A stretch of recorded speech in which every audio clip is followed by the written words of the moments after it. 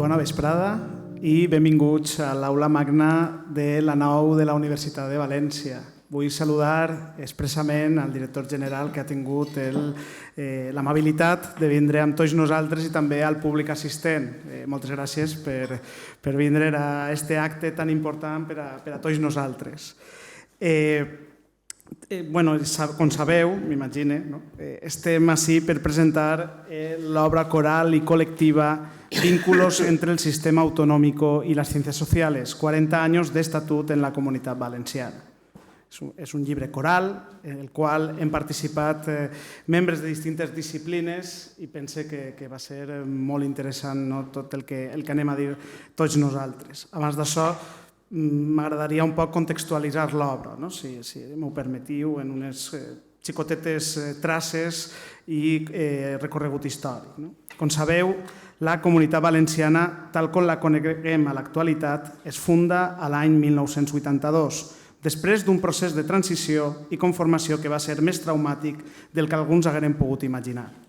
No obstant, els valencians i les valencianes vam saber enfrontar els problemes inicials amb treball, esforç i dedicació, generant un ecosistema institucional fort i que vertebra el territori i a la seva gent.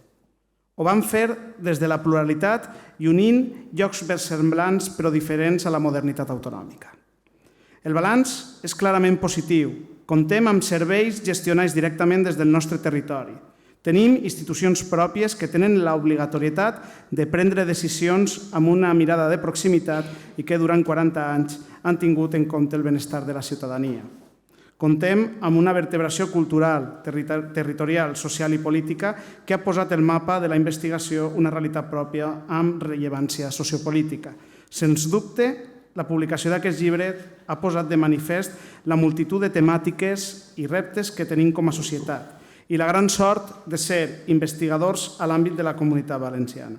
Sense més, dono la paraula a una de les coordinadores del llibre, la professora de Sociologia de la Universitat de València, María Ángeles Avellán López. Muchas gracias. Muchas gracias, Gonzalo, por tu presentación e intervención. Yo también quiero agradecer la presencia del director general, buenas tardes, y por supuesto de esas tres magníficas ciudadanas que nos acompañan en la presentación de la portada del libro, que se puede ver a mis espaldas. Que este libro es fruto de estas subvenciones que suministra, que concede afortunadamente la Consellería de Participación, Transparencia, Cooperación y Cualidad Democrática. Estoy muy agradecida porque junto con el codirector de las terceras jornadas pues surgió la idea de este libro y esto fue en octubre del año pasado e intencionalmente ya se hizo para que el libro estuviera físicamente presente en la efeméride, en esos 40 años de recorrido y al mismo tiempo de construcción de autogobierno y de sistema autonómico.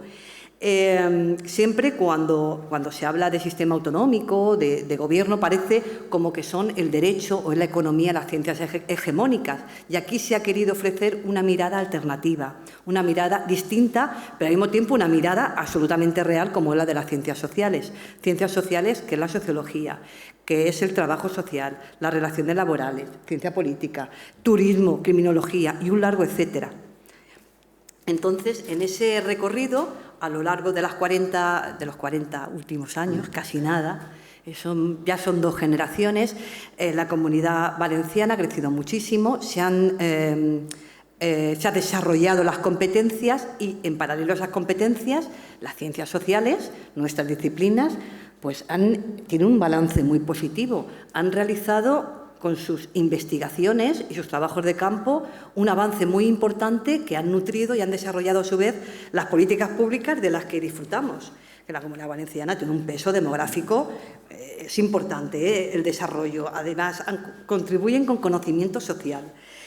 Son un vehículo al mismo tiempo de expresión y de ajuste mutuos en una sociedad como global y tan diferente, con tantas diversidades.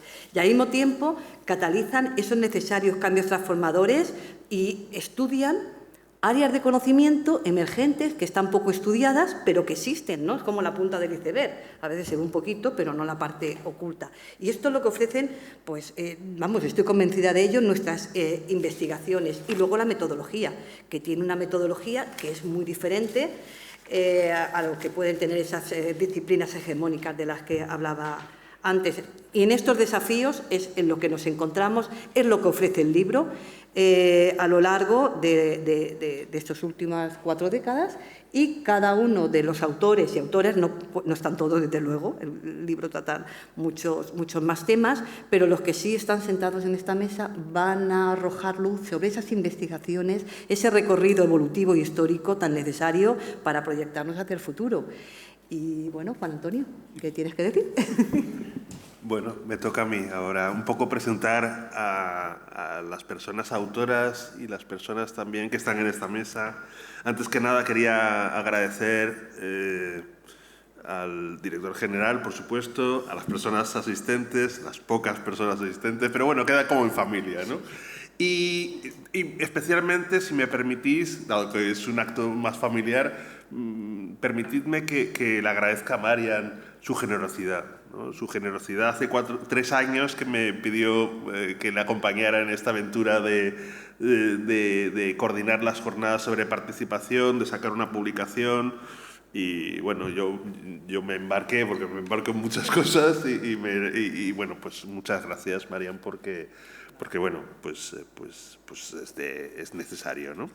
Como han comentado los compañeros Gonzalo y Marian, esta es una obra colectiva y de alguna manera hemos intentado recoger miradas muy amplias y además intentando recoger las palabras de las universidades públicas. Nosotras somos muy de entender las universidades públicas, de defender las universidades públicas, y hemos intentado recoger los discursos de personas expresas de las universidades públicas valencianas. Por ello también tenemos una representación en esta mesa de todas las personas autoras. Ha sido muy difícil, porque ya de hecho con las personas que teníamos ya nos decían que es que no caben más. Y nosotros, bueno, a ver si puede entrar alguien más, ¿no? Porque claro, es que son muchos autores y autoras, ¿no? En principio pues tenemos, sí que está en la mesa, a doña Mercedes Arcañiz Moscardó.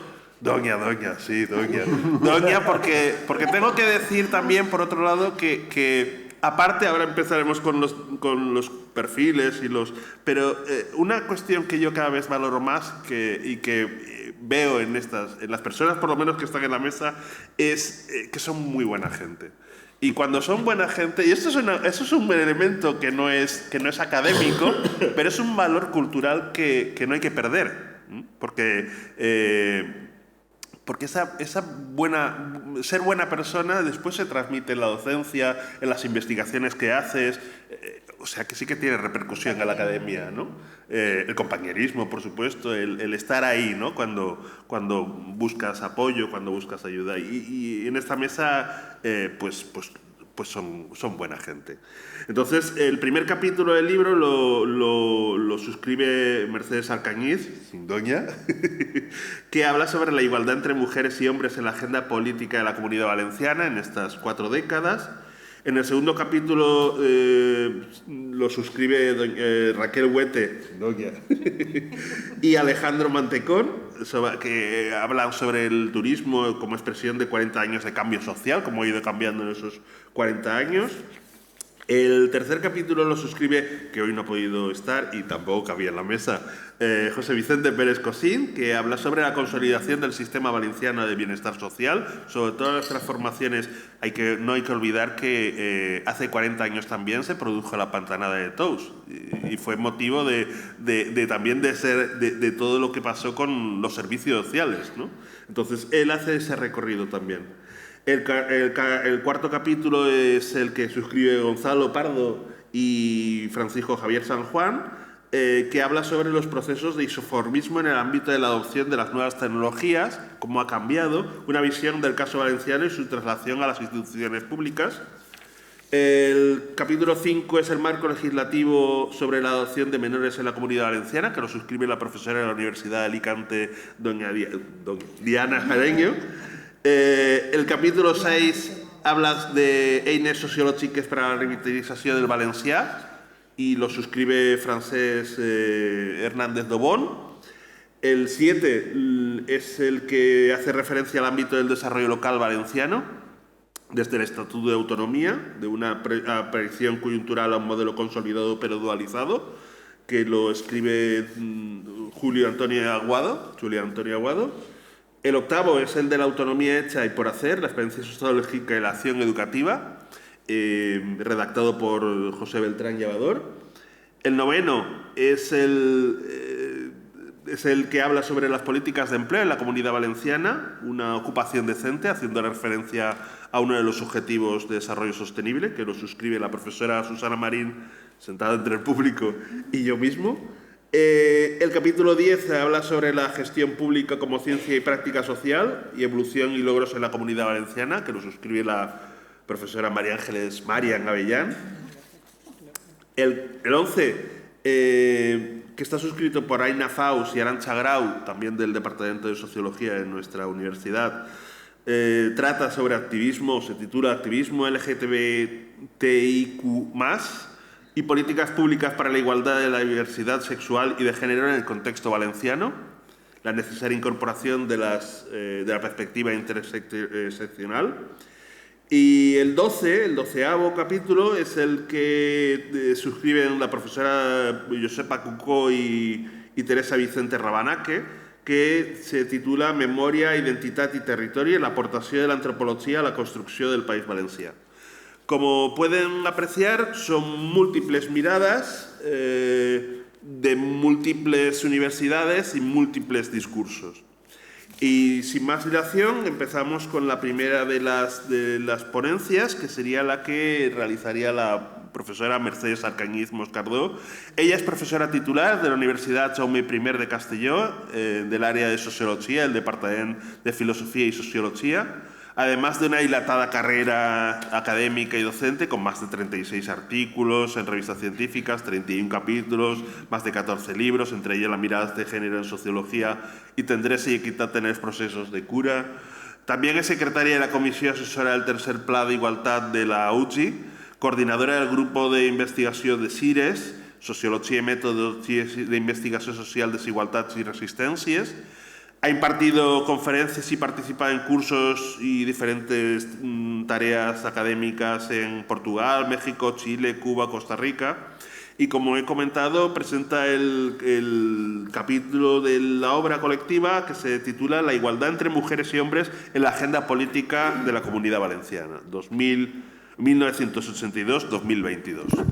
Gracias, Mercedes. Yo creo que se oirá, ¿no? Pero, bueno, buena vesprada, buenas tardes. En primer lugar, agradezco la invitación tanto a participar en la mesa redonda como en la publicación y, sobre todo, bueno, pues a Marian y a Juan. Agradezco también a las 4 personas que están ahí escuchándonos y que espero que, bueno, les sea de interés todo lo que se va a hablar. Bien, mi intervención, que ya me diréis porque si no me puedo enrollar, va a versar sobre cómo se ha incorporado desde el año 1982 todo el objetivo de la igualdad en la agenda política de la Comunitat Valenciana.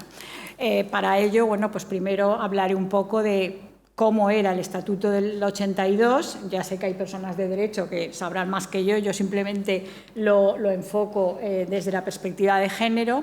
Y bueno, en primer lugar, ¿qué podemos decir? El Estatuto de 1982 se redactó por hombres exclusivamente, igual que la Constitución. Entonces están los padres del Estatut en el año 82. Tampoco se utilizaba un lenguaje inclusivo. Estamos aún en una época en la que no predominaba el lenguaje inclusivo, y también los temas que se tratan, que se han ido incorporando posteriormente y hablaré, pues estaban muy vinculados, pues grandes temáticas de autonomía, de infraestructuras, de fiscalidad, de empleo, no había nada relacionado con los ámbitos de la vida privada de las mujeres, que sí que luego se han ido incorporando. Bien, ahí tenemos que en el Estatuto de 1982 hay un artículo, que es el 2, que habla sobre la promoción de la igualdad para que sea efectiva. y solo en competencias se habla en el artículo 31, punto 26, sobre la promoción de la mujer. Es la única, digamos, referencia que se hace a ello en el Estatuto del 82. Luego, en 2006, hay más modificaciones, pero fundamentalmente en el 2006 se añade el título 2 de los derechos y deberes de valencianos y valencianas. Y aquí ya se empieza en esta nueva reforma, ¿no?, del Estatuto, ya se utiliza el lenguaje inclusivo en general y se explicita que la Generalitat Valenciana, en su artículo 11 en el Estatuto, velará para que mujeres y hombres puedan participar plenamente en la vida laboral, social y familiar. Entonces empieza ya a verse que hay una serie de cambios en el contenido del Estatuto. Y ahí, a estos efectos, se garantizará la compatibilidad de la vida familiar y laboral, no conciliación. Se utiliza la palabra compatibilidad. No se utiliza el término género, que luego ya posteriormente se va a utilizar, siempre se habla de mujeres y hombres. Bien, esto por una parte, el Estatuto del 82, y luego cómo se plasma, en qué acciones, cómo se incorpora en la agenda política de nuestra comunidad la igualdad. Bien, en primer lugar se aprueban leyes, que es una de las patas, ¿no?, digamos, para esa incorporación de la igualdad. Se aprueba la Ley 9/2003 para la igualdad entre mujeres y hombres.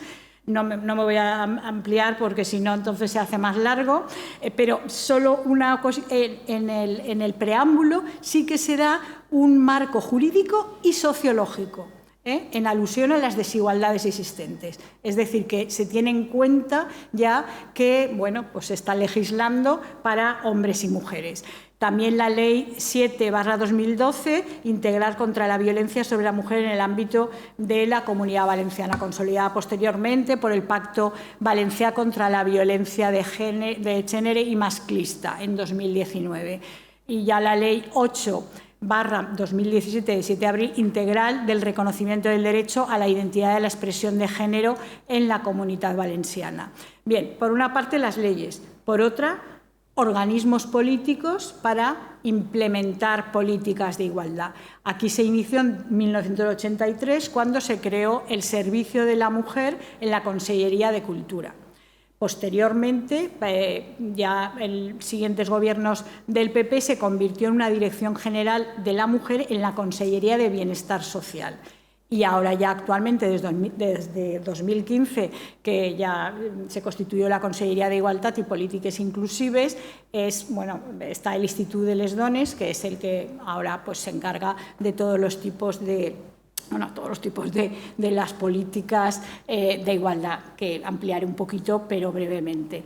Las tareas que se hacen desde estos organismos, desde el primero en 1983, que fue encargar un diagnóstico de cómo estaba la situación de las mujeres en el año 83. Es decir, que ya hace casi 40 años, ¿no? Se hizo una encuesta y se pasó a unas áreas, se realizó también por profesoras exclusivamente de la universidad. Y bueno, pues fue el primer diagnóstico sobre la situación de las mujeres en la Comunidad Valenciana. En el 99 se publicó otro, en el 2007 otro y el año pasado, en 2021, el último, que se llama Las mujeres de la Comunidad Valenciana, un análisis sociológico. Bien, esto es por nombrarlos, pero ¿por qué lo he querido incluir? Por una sencilla razón, porque manifiestan cómo se han ido incluyendo temáticas diferentes. El primer estudio del 83 tenía pues lo clásico: educación, empleo, participación política y no me acuerdo, salud, ¿no? Después se incluyó pues conciliación y violencia, y ya en el último del 21 pues incluyó migraciones, prostitución y trata, sociedad de la información, tecnologías. Es decir, cómo las temáticas se han ido incluyendo también en estas cuestiones, ¿no?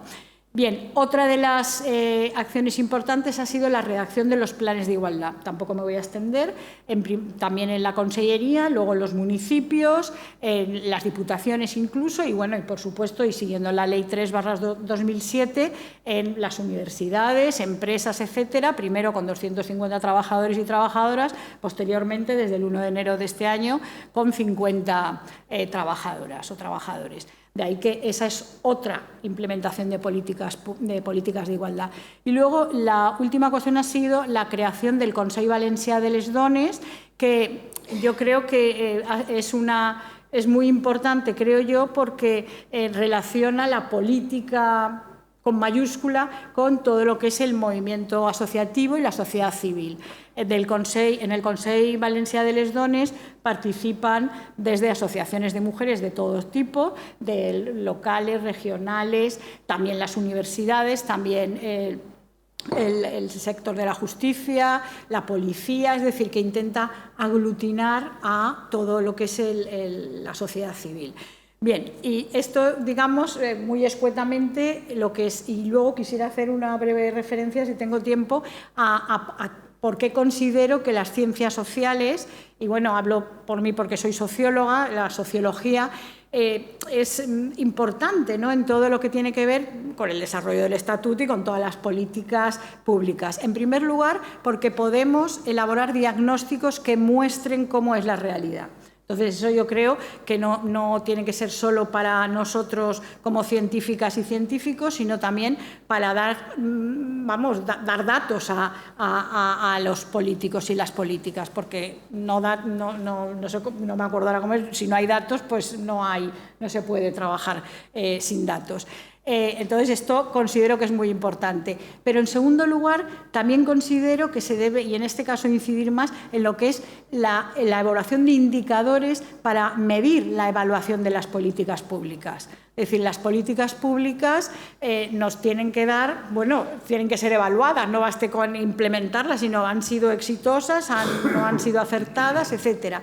Y ahí es ver cómo se han cambiado, no solo si se ha cumplido el diseño de plan o política o programa, sino ver si ha cambiado la situación que se quería, ¿no? Es decir, pues ahora no me voy a extender, que no estoy en clase, pero en fin, iba a poner una serie de ejemplos, pero me callo. Y luego ya, en último lugar, yo creo que también en este último, lo que he hablado con el anterior del movimiento participativo, del movimiento asociativo de mujeres y de la sociedad civil, también formar parte para, también facilitar información, datos a todo este movimiento asociativo, ¿no?, o civil. Y ya para concluir, si me dejáis, pues quería decir, ¿y qué resultados ha habido en estos 40 años? ¿Han cambiado las mujeres o no hemos cambiado? Entonces, ahí, ¿cómo se puede medir? Pues los datos del 82 y los datos del 2021, que es pues los últimos que podemos conseguir. Desde mi punto de vista, se han conseguido muchas más cosas en el ámbito público que en el privado. Es decir, si en el año 83 habían 6 mujeres diputadas en las Cortes Valencianas, hoy ya es más del 50-51%, no me acuerdo si son 99, pues 50 creo. Luego en el Gobierno valenciano pues lo mismo, pero también en el empleo, también hay menos inactividad, también hay más juezas, ¿no?, en el legislativo. Bueno, no me voy a extender. Pero ¿qué pasa con la vida privada? Ahí se ha incidido mucho menos, porque claro, las políticas públicas, podemos decir sí que han tenido resultados, sí, algo, ¿no? Pero lo que es lo privado, incidir en no solo que las mujeres nos metamos en el ámbito público, sino que los hombres también contribuyan más en el ámbito privado, eso ya es más lento, simplemente por una serie de datos también y tal, no me voy a extender, pero que también tenemos indicadores de que no es exactamente igual, ¿no?, de que ha cambiado algo, ¿no?, pero no tanto. Y muchas gracias y acabo. Muchísimas gracias. Muchas gracias, Mercedes. Es la asignatura pendiente, ¿no? Bien. Ahora voy a presentar a Raquel Huete, Raquel Huete-Nieves, que es profesora titular en el Departamento de Sociología 1 de la Universidad de Alicante, por lo tanto viene de Alicante precisamente a esta presentación. Muchas gracias, Raquel. Es investigadora del Instituto Universitario de Investigaciones Turísticas y además en este momento es la directora del Centro de Formación Continua de la Universidad de Alicante. Ella es licenciada y doctora en Sociología, graduada en Turismo por la Escuela de Madrid, Turismo de Madrid. Y, entre 2016 a 2018 ocupó el cargo de Directora General de Turismo de la Generalitat Valenciana. Como docente, como profesora, como investigadora, ha participado en numerosos proyectos I+D+I, proyectos europeos, contratos de investigación y, por otra parte, es también directora del Grupo de Investigación en Gestión y Planificación Sostenible del Turismo de la Universidad de Alicante.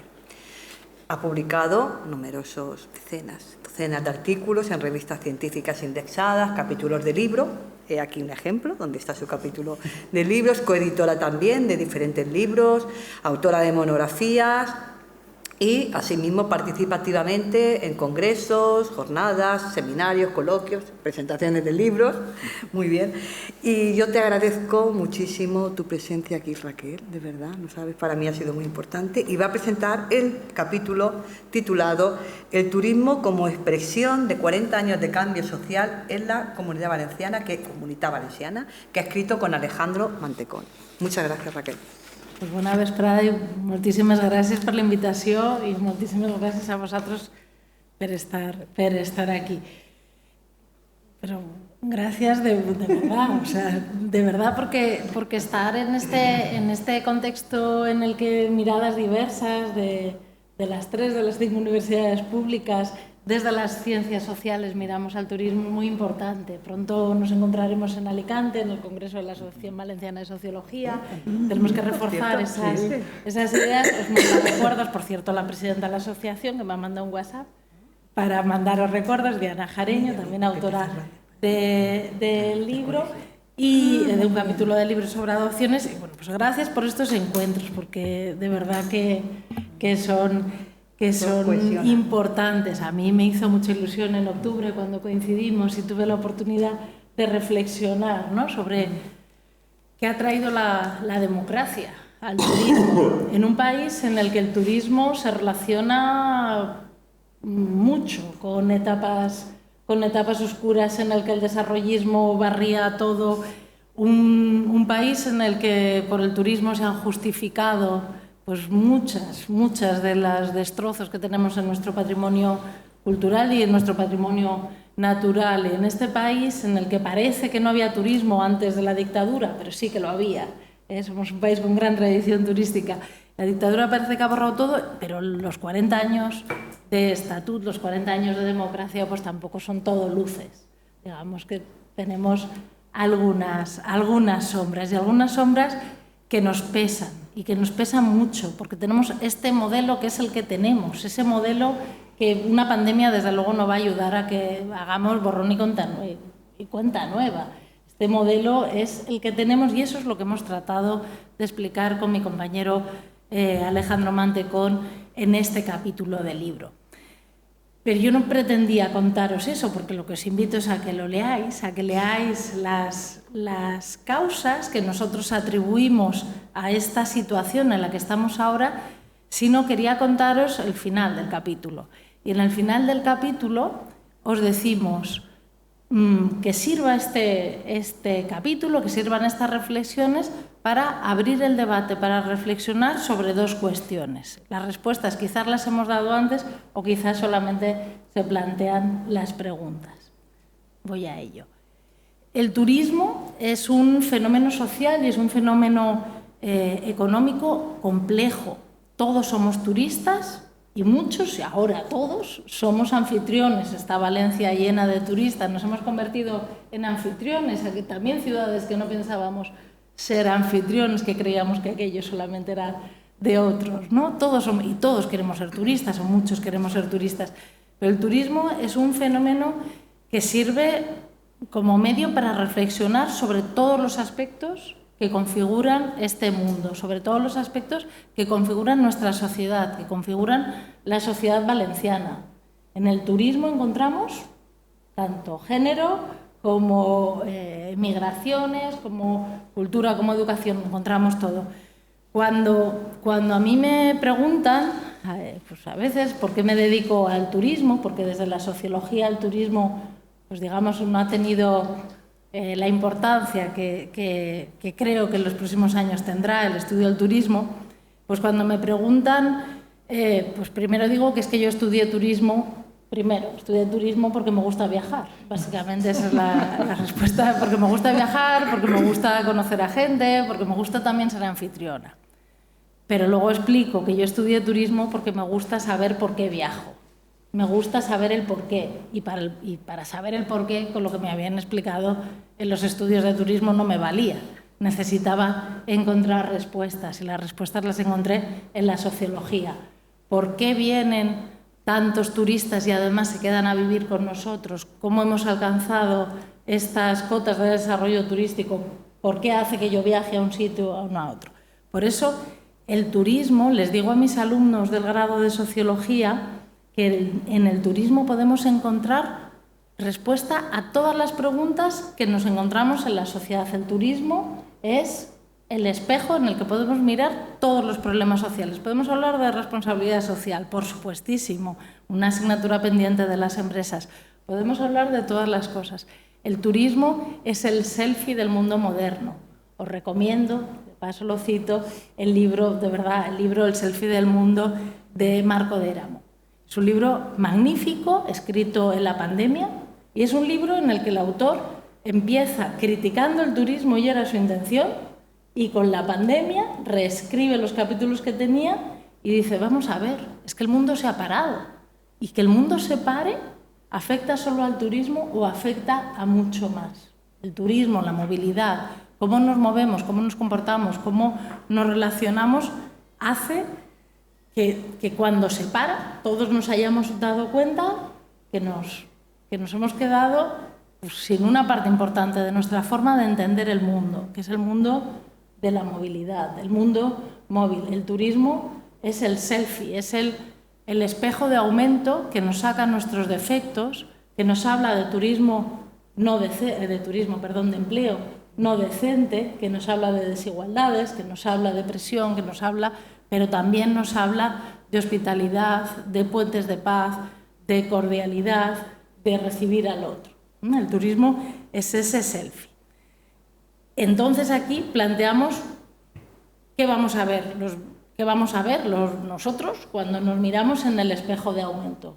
¿Qué vemos como sociedad valenciana? ¿Qué podemos ver si miramos al turismo? Pues dos cuestiones planteamos nosotros como idea. La primera, que las políticas turísticas que se han llevado a cabo en estos últimos 40 años nos dicen muchísimo de cómo se configura la vertebración de las comarcas valencianas. Y en segundo lugar, que el turismo nos sirve de excusa, nos ha servido y nos está sirviendo en estos momentos de excusa para pelearnos o para ponernos de acuerdo sobre otros ámbitos de la vida en común que tienen más que ver con aspectos de convivencia y que con las gafas del ocio pues lo justificamos todo. Pero en realidad lo que hace el turismo es ponernos esas gafas, hacer que todo lo veamos o como anfitriones o como turistas, que todo lo veamos con las gafas. Me explico en las dos partes.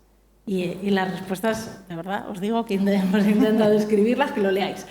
En primer lugar, ¿cómo se vertebra nuestro territorio a través de las políticas turísticas o mirando el turismo? ¿Qué podemos decir? Pues nosotros tratamos de explicar en todo el proceso de desindustrialización y de transformación al sector servicios que ha ocurrido en estos 40 años en todo el territorio, cómo han sido las élites muy relacionadas con el sector de la construcción, muy fuertemente relacionadas con el sector de la construcción, cómo se han apropiado del término turismo, cómo se han apropiado de la costa, cómo se han apropiado del patrimonio natural para desarrollar un modelo, un proceso de construcción que poco tiene que ver con el turismo, tiene que ver con la industria de la construcción, con la industria de la promoción, pero han hecho que desde Castellón la industria cerámica solo se entienda porque se entiende la construcción, que desde Valencia incluso una de las industrias fundamentales que ha sobrevivido es precisamente el automóvil, por ejemplo, que solo se entiende con la movilidad. Por lo tanto, aunque pensemos y se nos diga que somos las comarcas del sur las que hemos puesto al turismo en el centro de la política, de todas las políticas en realidad, el turismo es la excusa y es la razón por la cual las élites de la construcción, del urbanismo, las élites han desarrollado pues, parte de su fuerza y han transformado el tejido productivo y el tejido del empleo. Un ejemplo muy claro que está en la Ley de Turismo, Ocio y Hospitalidad, de cómo, digamos, cómo se gobierna estas cuestiones, por ejemplo, es el ejemplo de las marcas turísticas. Porque la ley se hace aquí, en el Cap i Casal, con las Cortes aquí, con muchas presiones, por cierto, aquí, dada la aceleración de la transformación turística de la ciudad de Valencia. Hay fuertes presiones también desde el sur, sobre todo desde Benidorm, pero también tenemos tanto comarcas del interior de las 3 provincias como un Castellón con su aeropuerto que necesita ser empujado, pues necesitan cada uno su identidad. ¿Qué hace la ley con esto? ¿Qué hacemos repintamos la palmera, que eso lo hicimos en el 30 aniversario, pero esta discusión sobre qué hacemos con las marcas y la marca es Comunitat Valenciana se resuelve en la ley con un sistema inteligente de marcas, que significa que todas las marcas conviven, pero de manera inteligente, armoniosa, de manera colaborativa. Bueno, esto es un buen ejemplo de buenas prácticas, en mi opinión, de cómo gestionamos eso, pero hay otras veces y hay otros ejemplos, y a lo largo de la historia hemos tenido otros ejemplos que no han sido así, que las leyes se han hecho o bien desde la capital o bien desde los lobbies hoteleros particularmente, pero los lobbies turísticos que han colocado presidentes de la Generalitat de su parte, vamos a decir. Esa sería la primera reflexión, la primera cuestión que yo os dejo sobre la mesa. La segunda era cómo el turismo nos hace o cómo el turismo nos imprime, más rápido, cómo el turismo nos imprime esa visión. Dos palabras clave. Turismo residencial, que viene a decir lo que hemos dicho antes, que viene a llamar turismo a la migración residencial. La relación con la cultura, esa idea de poner en valor, que es una expresión que se ha puesto de moda para decir explotar turísticamente los recursos culturales, ¿vale? Esas ideas os dejo. Pero esas dos ideas o esas dos, digamos, preguntas son las que nos gustaría que siguiéramos dándole respuesta desde todas las ciencias sociales. Cómo el turismo nos hace que las políticas de todos los ámbitos, de todas las consellerías, de todo el gobierno, de las Cortes, pues estén impregnadas de esas dos grandes ideas de la configuración en cuanto a la vertebración territorial, y cómo el turismo también hace que no discutamos a fondo algunas cosas que merecen ser discutidas sin el prejuicio de las gafas del ocio, sin el prejuicio de lo inmediato. La ocupación del espacio público, los medios de transporte, las infraestructuras, pues muchas cosas que, digamos, que corren por el uso del turismo, corren demasiado rápidas las discusiones y necesitamos pues que desde todas las ciencias sociales, desde la sociología en particular, pero desde todas las ciencias sociales, pues tener un poco de reposo, de mirada pausada y sobre todo de encontrar cuáles son esas claves que desde las ciencias sociales somos capaces de diagnosticar, como ha dicho Mercedes, de buscar soluciones más allá de las premuras de la política o de las discusiones acaloradas que desde luego el turismo nos trae demasiado a menudo. Nada más, que muchas gracias y que encantada de estar aquí. Gracias. Bueno, Ahora me toca a mí presentar a... Bueno, tenemos en esta mesa, bueno, como podéis ver, antes que nada, antes de presentar a lo siguiente, como podéis ver, son apasionantes. Los dos temas ya resultan, los dos primeros temas ya son apasionantes y además con mucho tirón y con mucha vinculación también con el entorno valenciano. A continuación quería presentaros, bueno, tenemos en la mesa dos de los últimos directores del Departamento de Sociología y Antropología Social y en primer lugar tenemos a Francesc Jesús Hernández Idobón, que es el actual director del Departamento de Sociología y Antropología Social del Departamento de la Universitat de València. Ell és doctor en Sociologia, Filosofia i Pedagogia, profesor titular y bueno, es investigador del Institut Universitari de Creativitat i Innovacions Educatives, desenvolupa la seva activitat científica i, per suposat, posseeix una amplíssima producció científica amb 78 articles, col·laboració en obres col·lectives, llibres, etc. Y presenta el capítol el que ha escrit, que es titula Eines sociològiques per a la revitalització del valencià. Quan vulguis, Francesc, gràcies. Pues moltes gràcies. Bé, jo el primer, naturalment, agrair l'edició del llibre, perquè editar un llibre és una cosa no fàcil. Quan un comença a replegar originals, a intentar harmonitzar-los, a finançar-los, a corregir proves, és una feina molt pesada i, per tant, el primer agraïment va per a les persones que s'han dedicat a preparar el projecte que ha finalitzat, afortunadament, en el llibre. I no només perquè és una feina molt pesada, sinó perquè crec que, a més, és una feina necessària. És a dir, crec que al País Valencià tenim pocs llibres. És a dir, uno tira a faltar llibres d'història política, és a dir, per exemple, dels alcaldes, de cròniques, és a dir, hi ha molt poca bibliografia. Si qualsevol se pega una passejadeta per una llibreria catalana, sobre el procés català hi ha desenes de llibres. Al País Valencià no tenim això, no? I això és necessari perquè dintre de 40 anys, de 100, de 80 anys, algú voldrà saber què pensàvem ara, no? I per això aquestes obres són necessàries i tant de bo se'n feren més.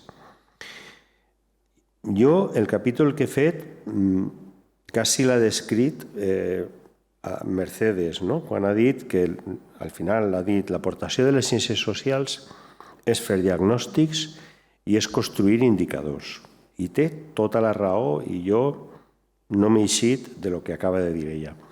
Perquè si les ciències socials treballen amb les dades que produeix l'administració, és com cuinar, obrir llandes i calfar-les, no és el mateix. Per tant, hem de construir. I en tots els temes, per exemple, ara he eixit en el tema del turisme, sempre tenim un problema entre utilitzar percentatges, utilitzar dades absolutes. Clar, no és el mateix dir que el 25% són apartaments turístics en un poblet que en una gran ciutat o que en el centre. Per això, la meva aportació és simplement plantejar-me aquests problemes epistemològics, aplicar-los a l'àmbit de la llengua. Per això jo no vaig a estendre'm en el que he fet, simplement a replegar el que esteu plantejant vosaltres ara, aplicar-lo al cas de la llengua, que és un cas que ens preocupa molt, i també es preocupa molt, però investiguem poc. I la meva intervenció només volia contar una cosa, i eixir-me'n un poc del comentari del que hem fet, i ja dic, jo anime a que el llibre me sembla magnífic, polièdric, meravellós, i d'aquestes obres que donarà gust d'ací 40 anys traure-la i llegir-la. Jo vaig contar una anècdota personal, i no sé que potser això queda molt acadèmic o no queda molt acadèmic, però bueno. Mireu, el mateix dia que s'aprovava l'Estatut, el mateix dia que s'aprovava l'Estatut, jo entrava a fer la mili. I, per tant, és una fita que no, és un dia que jo no oblidaré, no? Aleshores, jo entrava a fer el campament militar, mili obligatòria, al campament de Rabassa, en Alacant.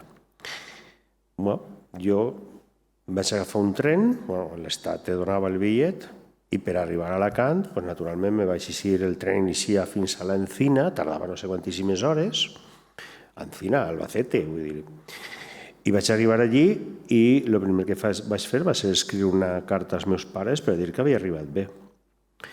I la cosa estava prou fotuda, perquè en aquella època havia hagut un cop d'estat, s'estava jutjant els colpistes d'una manera molt benèvola i, clar, hi havia, com diuen, soroll de sables. Ahir eixia el ministre Serra dient que en el 82 havien hagut més intents de cop d'estat. En aquell moment, l'educació, la cultura, la sanitat, tot es decidia a Madrid. El professor de secundària havia d'anar a Madrid a fer oposicions, si volia entrar a treballar. I entrava en una bolsa general. No hi havia polítiques d'ocupació, no hi havia polítiques d'innovació, no hi havia polítiques medioambientals i no hi havia més normes que les que se feien a Madrid. En aquell moment, el País Valencià era una entelèquia. Era una cosa que ningú sabia massa bé com s'anava a desenvolupar. Era una entelèquia. I jo crec que això és el resultat és que hem construït el que hem construït. Ha canviat molt, evidentment. El primer que ha canviat és la noció d'espai social. No vivim en el mateix espai social que vivim fa 40 anys. Però nosaltres ara podem estar pendents del que ha passat en la central nuclear de Zaporizhia i al mateix temps del que està passant en les balenes que passen per el cap de Sant Antoni. És a dir, aquest canvi de l'espai social és fonamental. Té molt a veure amb internet i té molt a veure amb moltes coses. Però cal assenyalar, és a dir, que aquest procés de construcció ha sigut un procés de construcció costós i crec que hi ha una cosa que no s'assenyala prou i en això voldria tancar. Mireu, durant la transició, allò que s'ha després anomenat la transició, aquests anys en els quals un vivia a mitjà camí entre una dictadura, una democràcia, hi havia incidents, hi havia morts, hi havia massa morts, sempre hi ha massa morts. Jo recordo que el crit unànim era llibertat, amnistia, estatut d'autonomia. I crec que no s'assenyala prou l'encert de vincular aquests tres lemes. És a dir, se podia haver cridat una altra cosa o una cosa només. No. Llibertat, amnistia, estatut d'autonomia. Perquè era com un cicle. És a dir, primer volem llibertat, perquè estem en una dictadura, i volem amnistia, perquè era una situació en la qual hi havia empresonats polítics, hi havia persecució, hi havia infiltrats en la universitat, hi havia una sèrie de coses que ara sembrarien impensables. Però això havia de concloure en l'Estatut d'Autonomia. Era com un cicle, com dir, no, és que tot aquest és el paquet. Aquest és el paquet que volem. És a dir, quan la gent se manifestà, sí, la manifestació més gran que ha tingut el País Valencià va ser per l'Estatut d'Autonomia, aquesta era la consigna, llibertat, amnistia, estatut d'autonomia.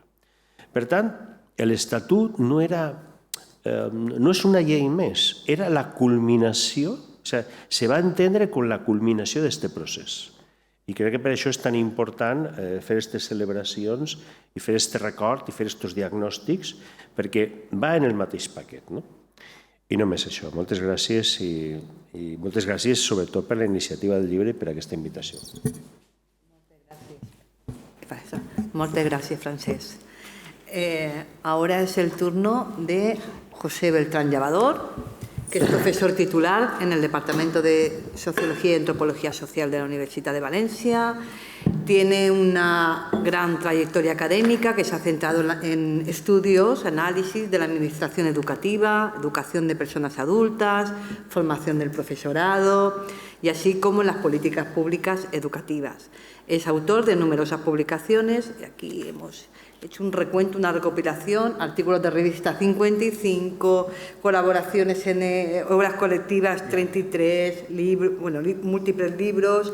Es miembro del Consejo de Redacción de Revistas Educativas Españolas, Latinoamericanas, director de la colección Polis Paideia. Ha dirigido, ha participado en numerosos proyectos de investigación nacionales e internacionales, proyectos de cooperación, miembro de la red RIAIPE, desde su constitución, coordinador del equipo de la Universidad de Valencia dentro de esta red, y nos va a presentar el capítulo La autonomía hecha y por hacer, experiencia sociológica y acción educativa. Muchas gracias, Pepe. Pues muchas gracias, Marian, a ti y a Juan Antonio, y bueno, por esta nueva invitación a participar en esta aventura, ¿no?, como decíais, de este libro. Y es cierto que este libro, bueno, yo creo que encaja muy bien en el marco de un acontecimiento reciente, que es la aprobación de la Ley de Memoria Democrática, que viene a ser el relevo, ¿no?, de la Ley de Memoria Histórica, y está bien que se hagan estos actos de rememoración para saber de dónde venimos y hacia dónde queremos ir. El título que yo he puesto a mi intervención está inspirado en un pensador de fondo, Cornelius Castoriadis, que tiene una obra magnífica, muy amplia, y una de sus obras se titula así precisamente, y parte de un axioma, y el axioma es, bueno, la convicción de que la aspiración de la sociología es contribuir a lo que John Dewey llamaba una democracia participativa y radical. Radical en el sentido de ir a las raíces, de una exigencia revolucionaria de transformación profunda de nuestras sociedades en sentido emancipador. Bueno, mi planteamiento es desde la sociología de la educación, efectivamente, y yo me pregunto en este capítulo qué tareas educativas tiene que realizar la sociología valenciana. ¿En qué nos educa la sociología valenciana? Bueno, hago, digamos, alusión a eso que Boaventura de Sousa Santos llama la sociología de las emergencias, dando a entender el paso, aludiendo al paso de los hechos dados a los pasos por dar, de las experiencias disponibles a las experiencias posibles. Yo no voy a hacer tanto una mirada retrospectiva en este apartado, sino más bien voy a detenerme en lo que es propio de la sociología, que es siempre persigue objetos en movimiento, y me detengo en los procesos en curso, en los procesos, las tareas que tiene que hacer la sociología. Castoriadis había afirmado que solo puede haber individuos autónomos en sociedades autónomas, y en ese sentido la sociología y la sociología de la educación, en ella, ofrece antídotos contra lo que él mismo llama, este autor, el ascenso de la insignificancia. Es un término que puede desconcertar, pero aquí nos venimos a referir a aspectos tan preocupantes como, y polimórficos, amplios, y que están muy presentes hoy en día, como la irrupción de populismos, extremismos, negacionismos, fundamentalismos y todo tipo de dogmatismos, esos sismos, ¿no?, que son tóxicos. Y bueno, ¿cómo ofrece esos antídotos la sociología? Pues a través, sin duda, de su recurso más valioso, que es la educación en la mirada sociológica, que es un lenguaje y al mismo tiempo una herramienta de análisis, de comprensión y de intervención en la realidad social.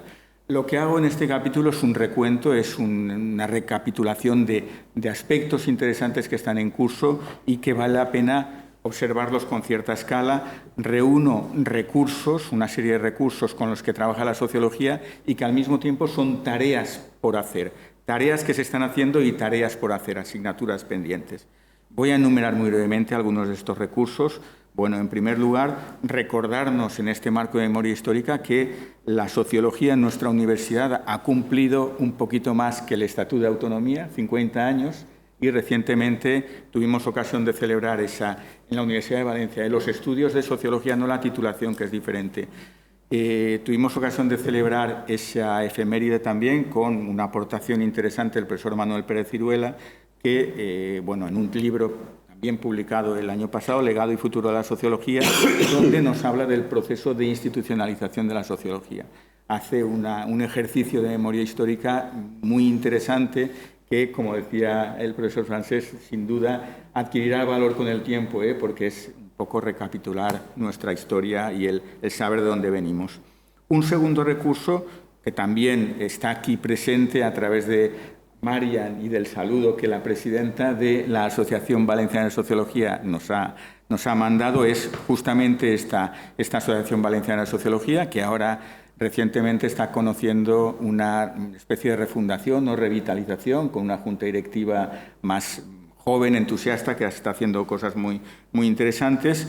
Y bueno, cuando hacemos intervenciones de este tipo, aunque la audiencia es escasa ahora mismo, pero siempre conviene que hagamos un llamado a una invitación a la generación joven a que se apunte a este tipo de iniciativas, que son las que dan músculo a la sociología. Hay iniciativas más allá de la Asociación Valenciana de Sociología muy interesantes, iniciativas de sociólogos jóvenes egresados como la Comarca Científica y otras que tienen valor de las acciones que llevan en curso. Un tercer recurso en el que me detengo, en este recuento rápido que estoy haciendo, es el Colegio de Politología y Sociología de la Comunidad Valenciana. Este colegio se inició con gran impulso, pero después hay que reconocer que tuvimos una década y algo más perdida, perdida en el sentido de que el colegio estaba perdido, oculto, invisible e inactivo, ¿no? Y ahora recientemente se ha recuperado y yo creo que eso es bueno también como referencia para sociólogos y sociólogas en general en el campo profesional y también los futuros sociólogos que van a egresarse después de culminar sus estudios en sociología o en sociología y ciencias políticas. Un recurso muy interesante que sin duda tenemos en la Universidad de Valencia en nuestra propia titulación lo proporcionan las prácticas externas, porque las prácticas externas son ese espacio de bisagra entre la academia y la profesión. Y bueno, es un ámbito muy interesante donde se desarrollan las competencias profesionales. El esfuerzo que estamos haciendo ahora desde el departamento y desde la facultad es vamos a intentar llevar a cabo una especie de mapeo de los lugares de la sociología, los lugares donde se ejerce la sociología en términos profesionales, porque es cierto que tenemos una información, digamos, puntual, sabemos que los estudiantes van a prácticas, lanzamos cables a entidades para que acojan a estudiantes, pero no tenemos un mapa de conjunto y esto es necesario, es interesante, pero también es necesario. En términos de diagnóstico, como decía la profesora Mercedes Alcañiz, tenemos que hacer ese diagnóstico y es una tarea en curso y pendiente en estos momentos.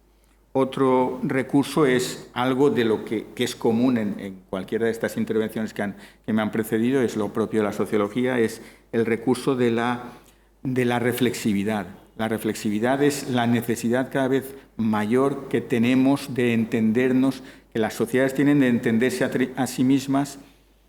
Y en ese sentido, la sociología es la herramienta más relevante, más importante. La reflexividad es un vector que sin duda caracteriza nuestras sociedades avanzadas y va a ser cada vez más importante. Y la tarea que tenemos que hacer, ahora lo señalaré, es mostrar a la propia sociedad, convencer a la sociedad, a los políticos que de alguna manera lideran la responsabilidad en el gobierno, etcétera, de papel que tiene que cumplir la sociología en ese ejercicio de reflexividad, de toma de conciencia colectiva sobre las transformaciones sociales que se están produciendo.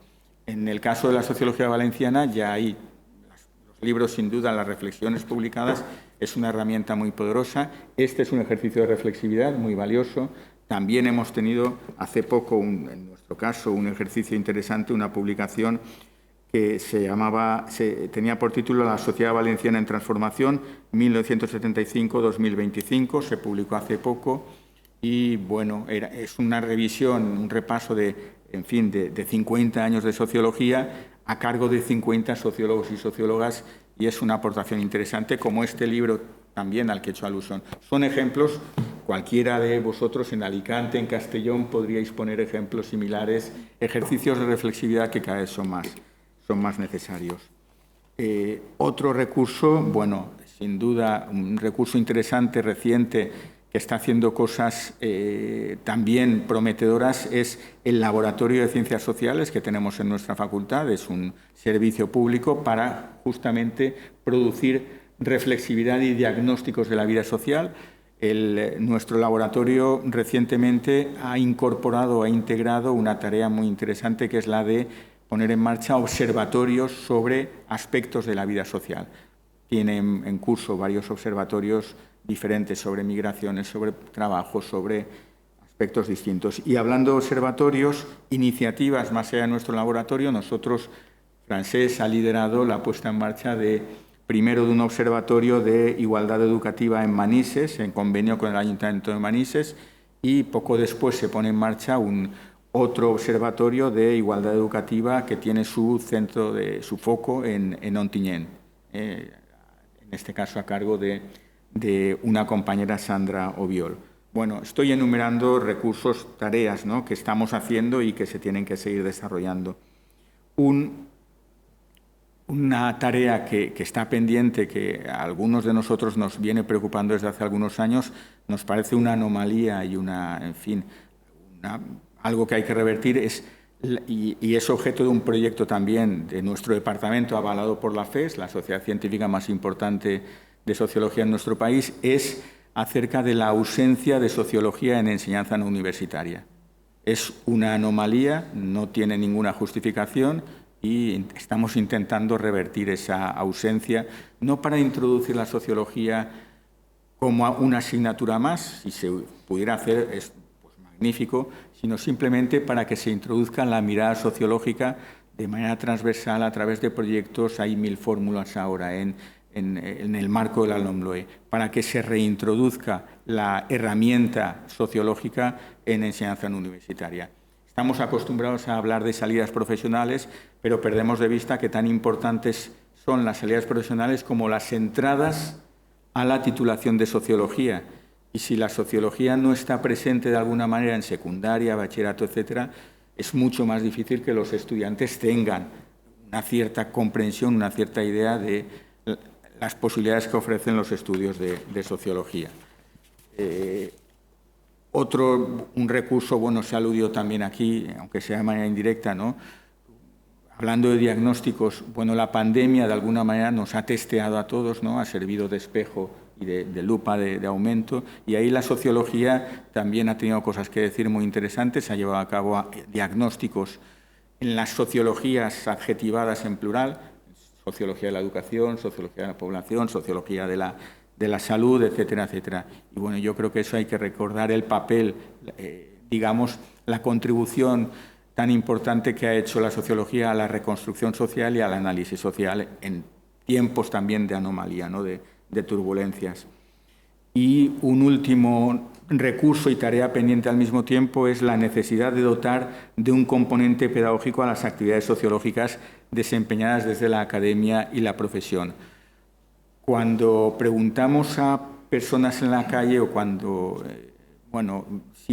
con gente que nos puede parar en la calle y preguntarnos qué hacemos, les decimos, nos dedicamos a la sociología, y se preguntan, ¿y eso qué es? ¿Qué hace un sociólogo? No sé, es que los propios sociólogos nos estamos haciendo esa pregunta constantemente, porque no hay una visibilidad, no hay una clarificación sobre qué es eso de hacer sociología. Aunque estemos convencidos de que es tan importante, es una herramienta imprescindible, hay que hacer una tarea pedagógica constante para explicar qué es aquello que hacemos, porque no basta solamente con saber hacer, sino que tenemos que hacer saber. Y eso es la tarea más importante, pendiente que tenemos.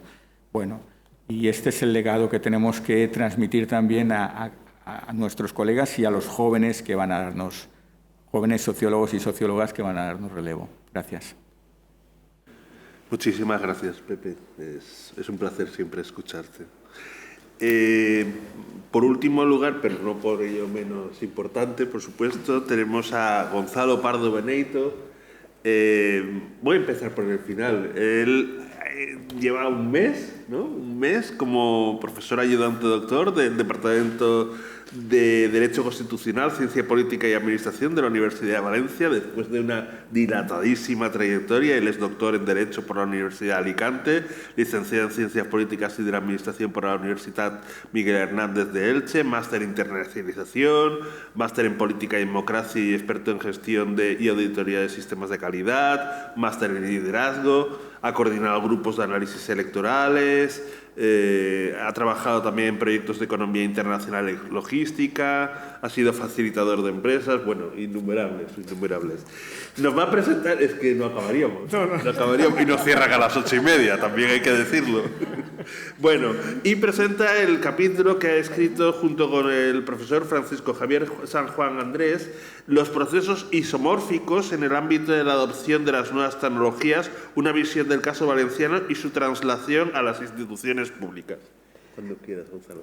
Molt bé, moltes gràcies per estar ací, per sentir-me. Jo he de dir una cosa, a part de donar les gràcies als coordinadors i demés, que jo no podria parlar de noves tecnologies aplicades a l'administració si no hi haguera hagut un estatut d'autonomia, si no haguera hagut una conformació d'un espai polític, social, administratiu, cultural i demés que ens ve donat per esta efemèride, per l'aprovació de l'Estatut d'Autonomia a l'any 82. Un estatut, en fi, que ens va donar la possibilitat de construir una cosa nova, com he dit abans a la introducció i demés, i que certament ens ha dut a l'àmbit de les noves tecnologies, a l'àmbit de l'administració pública, a que ara molts de nosaltres, investigadors, estiguem bregant-se a la plataforma electrònica de la Generalitat Valenciana. Sembla una tonteria, però no ho és, perquè si no hagueren tingut la possibilitat de que es posaren totes aquestes peces del trencaclosques que és l'autonomia valenciana, jo no podria parlar del que ha passat a l'àmbit de les noves tecnologies. Bàsicament, vaig a suggerir més que mostrar i vaig a llançar una reflexió, perquè segurament d'ací 60 anys el capítol, si jo el tornara a fer, tindria altra forma i aniria adreçat a altres tipus de tecnologies que ara d'això parlaré. Jo el que he volgut fer és, juntament amb el professor San Juan, és posar sobre la taula com les institucions europees, com les institucions centrals i les autonòmiques han treballat per a desenvolupar una sèrie de polítiques que tenen que veure les noves tecnologies. Bàsicament en tres vessants. No vaig a tractar cadascun dels programes político-administratius que fem referència al capítol i demés. Simplement vaig a fer aquesta reflexió. Primera, en el tema de les competències de la ciutadania a l'hora de manejar el que serien aquestes eines. En segon lloc, com es necessita tindre unes infraestructures que siguin modernes i que ajuden a què? Bàsicament a poder tindre connectivitats a totes les llars, a totes les administracions públiques i que siguin de qualitat.